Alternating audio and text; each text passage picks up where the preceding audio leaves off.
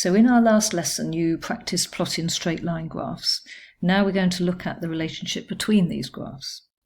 Firstly, we're going to plot the graph y equals x plus 2. You can see from the top table that we've taken the x values between -3 and 3, and that gives us y values -1, 0, 1, 2, 3, 4, and 5, and the coordinates that we need to plot. So if we plot these points, we're going to plot at -3, -1, which is here. We're going to plot at -2, 0, which is here. We're going to plot at -1, 1, which is here. 0, 2, 1, 3, 2, 4, and 3, 5. We can then join these points together with a straight line, and we can label that line y equals x plus 2.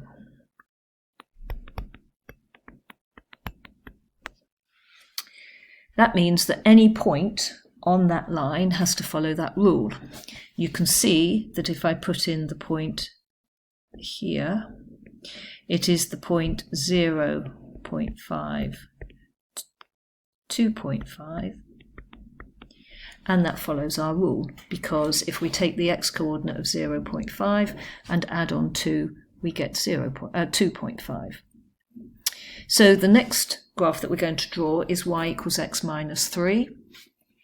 And again, we're going to take the x coordinates from -3 to +3. And again, we're going to have 7 different points to plot.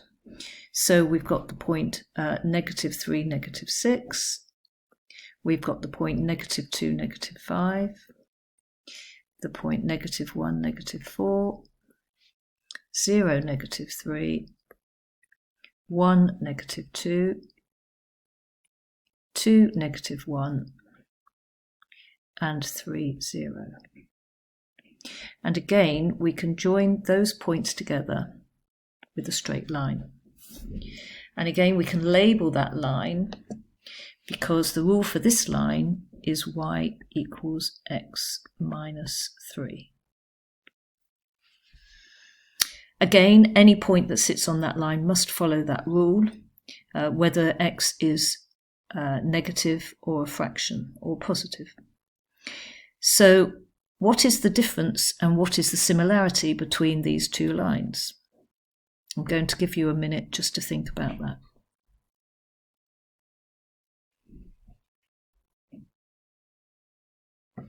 So hopefully one of the things that you've realised is that the lines are parallel. They wouldn't ever meet, they're running like train tracks, and they're both going along at what we call the same gradient. The gradient is the slope of the line, and it dictates how quickly it goes up. The other thing that is different is that they're sitting in different places on the axis. And what we want to look at is we want to look at exactly where they are in according to the y-axis. So this is our y-axis, and we want to look at the position of these graphs. The first one we drew, y equals x plus 2, is cutting through the y-axis at the point 2. And the second graph that we drew is cutting through the y-axis at this point, which is at -3. If we look at the two equations, then you can probably see that that equation gives us a clue as to where exactly the graph is going to go. And we'll come back to this a little bit later on. Now we're going to consider 3 different graphs. Y equals 2x minus 1, y equals 2x, and y equals 2x plus 2. The tables have been partly filled in, but there are some blanks. So you should pause this video and just see if you can work out what the missing numbers are. Okay, so hopefully you've got the missing numbers -3 and -1. And with the graph y equals 2x, you've got the missing numbers -2, 0, and 2. And with the graph 2x plus 2, y equals 2x plus 2, you've got a missing value of 0 and missing values of 6 and 8.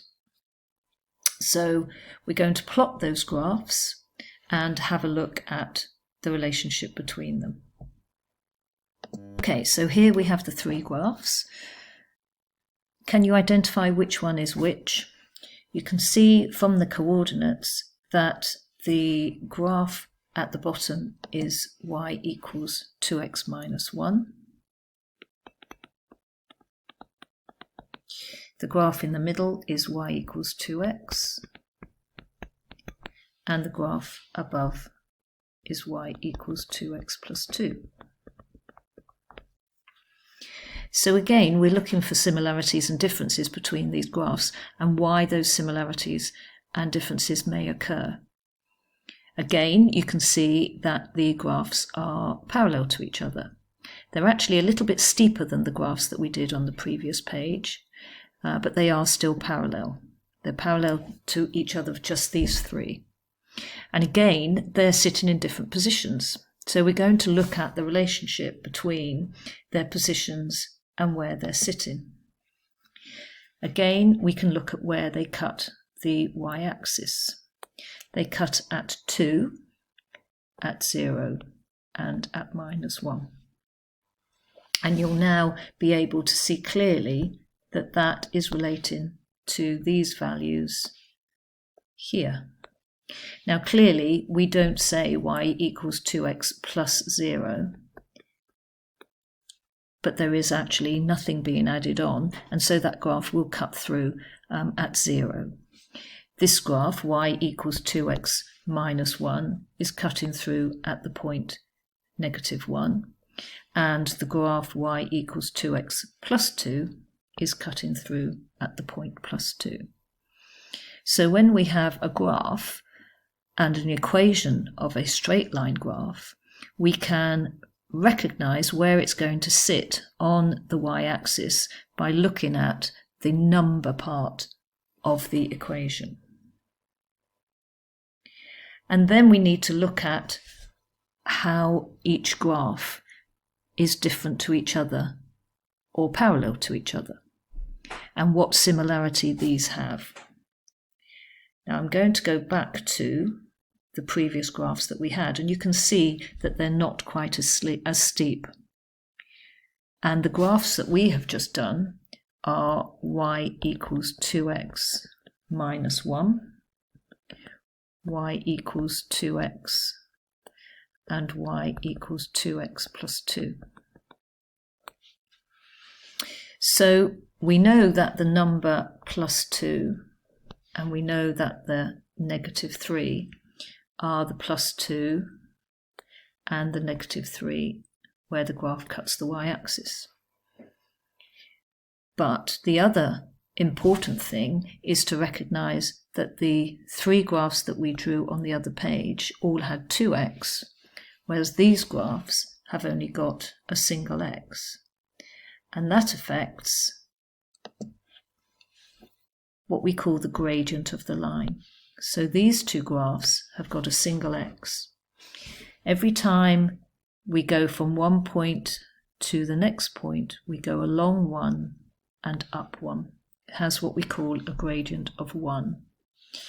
And for this graph as well, we go along one and up one, and it has a gradient of 1.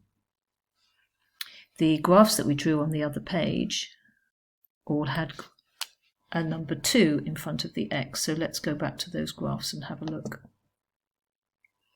So with each of these graphs, we have gone along 1 square and up 2. The middle graph, we've gone along 1 square and up 2. And with the middle graph, the top graph, we've gone along 1 square and up 2. They all have the same gradient and they're all parallel to each other. So now let's consider these three graphs. We've got y equals 3x, y equals 3x plus 1, and y equals 3x minus 2. The graph y equals 3x. We've got the points in the box and we're going to plot those. Before we plot the graph y equals 3x, have a think about where you think it's going to sit on the axes. How steep is it going to be? And where do you think it's going to cut the y-axis? So I've drawn the graph y equals 3x. Has it gone where you thought it should? We've got a gradient of 3. We've got 3x. And we haven't got a plus number. It would be plus 0. So it goes through the point 0 on the y-axis. And we've got a gradient of 3.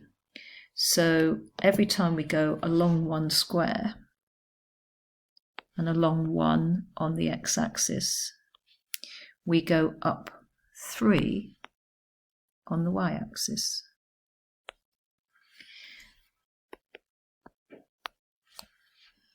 So what we can do now is we can have a look at these graphs and see if we can work out where they're going to go on our axis. Have a quick look at that, think about where they're going to go, and then we'll draw them. So where do you think the following graphs are going to go? Y equals 3x plus 1. Again, we've got a gradient of 3, and we had 3 before. So our graphs, because they've got the same number of x's, are going to be parallel. But they've also got different numbers behind them, plus 1, minus 2, and we've said that this one would be plus 0. So they're actually going to sit in different places, but have the same gradient. So here are the other two graphs. Y equals 3x plus 1 is going to go through 1 on the y-axis, and y equals 3x minus 2 is going to go through negative 2 on the y-axis. So the top graph is y equals 3x plus 1, and the bottom graph is y equals 3x minus 2. So let's think about what we have learned. We've learnt that all graphs and straight line graphs can be written as y equals a number of x's plus another number. If we have 3x plus 2, we know that this graph is going to have a gradient of 3, and that it's going to cut the y-axis at the point 0, 2.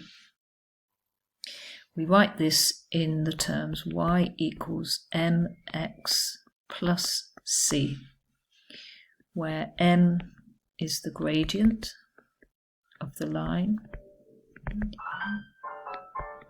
and c is what we call the y-intercept. This allows us to look at all different graphs and to think about what their relationship is between the equation of the graph and the straight line that it draws.